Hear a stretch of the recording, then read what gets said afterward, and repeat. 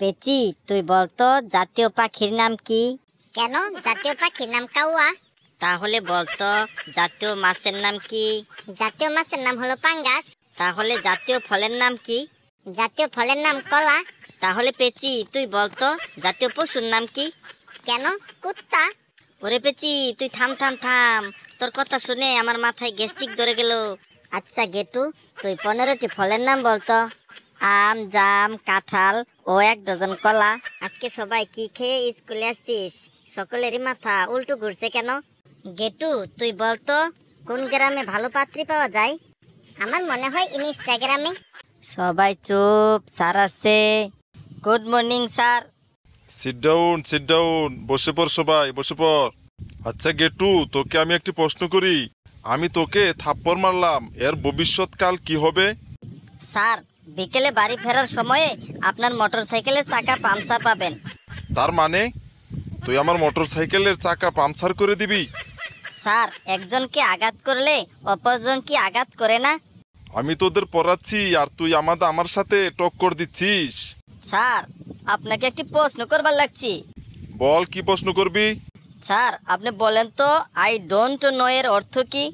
আমি জানি না। কি বলেন স্যার, এটা কি করবার লাগছে? না জানলে মাগার শিক্ষক হচ্ছেন কিলা? কি আপনাকে শিক্ষক বানাইছে? হাবলু, তুই বলতো পদার্থ কাকে বলে?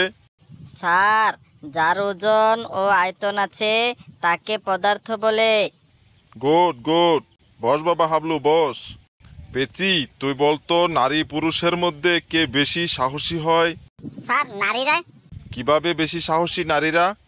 স্যার যখন নারীদের বিয়ে হয় তখন নারীকে আনতে যায় 1 থেকে 200 পুরুষরা মিলে, আর আসার সময় একজন নারী চলে আসে, তাহলে নারীদের বেশি সাহস স্যার। কি সাংঘাতিক রে বাবা, কি সাংঘাতিক, কি থেকে কি বলে দিল। পেচি, তুই বলতো টমেটোর বাংলা কি? টমেটোর বাংলা টমেটো। না স্যার, টমেটোর বাংলা হলো টক বেগুন। আচ্ছা পেচি, তোর একদিকে যদি টাকা রাখা হয় আর অন্যদিকে যদি জ্ঞান রাখা হয়, তাহলে তুই কোনটা নিবি? স্যার আমি টাকা নিব। আমি হলে তো জ্ঞানই নিতাম। স্যার, যেটা যার অভাব সে তো সেটাই নিবে। তার মানে তুই আমাকে অজ্ঞানী লোক বলছিস? না স্যার, অজ্ঞানী লোক বলবো কেন? আচ্ছা ফেলু, তুই বাড়ি নিয়ে একটি রচনা বলতো। ঠিক আছে স্যার, বাড়ি নিয়ে রচনা তো ঠিক আছে বলছি। স্যার, কয়েকটি ঘর নিয়ে একটি বাড়ি হয়, ওই বাড়িতে থাকে মানুষ, গরু, ছাগল এবং হাঁস। আর এই হাঁস হলো একটি গৃহপালিত প্রাণী, এক প্রকার জলচর পাখি। হাঁস নদী নালা খালবিলের মহারাজা, আর এই হাঁসের 2টি চোখ আছে, নৌকার বৈঠার মতো একটি চ্যাপ্টা ঠোঁটো আছে, 2টি পাখা আছে এবং 2টি পানপাতার মতো পাও আছে। এই পায়ের সাহায্যে সারাদিন সাঁতার কাটতে কোনো অলসতা করে না। হাঁস সাধারণত কয়েক কালারের হয়, যেমন সাদা, কালো, ধূসর, হলুদ রঙেরও হয়। আর এই হাঁস মানুষকে মোটা তাজা করার জন্য বড় বড় ডিম দিয়ে থাকে। হাঁস একা একা কমই থাকতে পারে, বেশিরভাগ হাঁস দল বেঁধে ঘুরে বেড়ায় এবং দল বেঁধেই তারা ভালোবাসে। হাঁস একজন আরেকজনকে ডাকে গদ গদ গদ গদ গদ গদ গদ গদ গদ গদ গদ গদ গদ গদ। স্যার, রচনাটা কেমন হলো? কি সাংঘাতিক রে বাবা, কি সাংঘাতিক। বললাম বাড়ি রচনা বলতে, আর তুই হাঁসের রচনা দিয়ে পার করে দিলি। তুই এবার একটা পুকুর নিয়ে রচনা বল। স্যার, পুকুর নিয়ে রচনা তো ঠিক আছে স্যার, বলছি। পুকুর আমাদের গ্রামের জীবনে একটি গুরুত্বপূর্ণ অংশ। এটি সাধারণত মানুষ নিজেই খনন করে থাকে আর পানি জমিয়ে রাখে। অনেক পুকুরে মাছ চাষ করে, আবার পানির উপরে অনেকেই হাঁসের খামারও করে।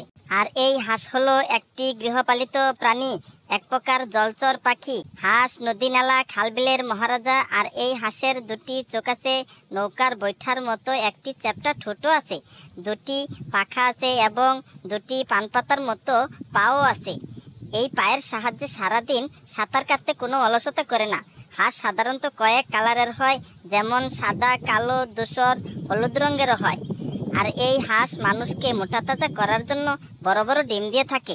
হাঁস একা একা কমই থাকতে পারে, বেশিরভাগ হাঁস দল বেঁধে ঘুরে বেড়ায় এবং দল বেঁধেই তারা ভালোবাসে। হাঁস একজন আরেকজনকে ডাকে গদ গদ গদ গদ গদ গদ গদ গদ গদ। স্যার, রচনাটা কেমন হলো? কি সাংঘাতিক রে বাবা, কি সাংঘাতিক। কি এর রচনা ধরলে আর কি রচনা দিয়ে পার করে দেয়। বেটাই আজকে স্কুলে আসার সময় হাঁস দেখে আসছে মনে হয়, তাই বেটায় সব হাঁস দিয়েই পার করে দিল। বন্ধুরা, আমাদের ভিডিওটি দেখতে যদি ভালো লাগে একটি লাইক কমেন্ট শেয়ার করে দিবেন। আর ভিডিওটি দেখবেন আর হাসবেন। যত বেশি হাসবেন তত বেশি সুস্থ থাকবেন। ভিডিওটি দেখার জন্য ধন্যবাদ।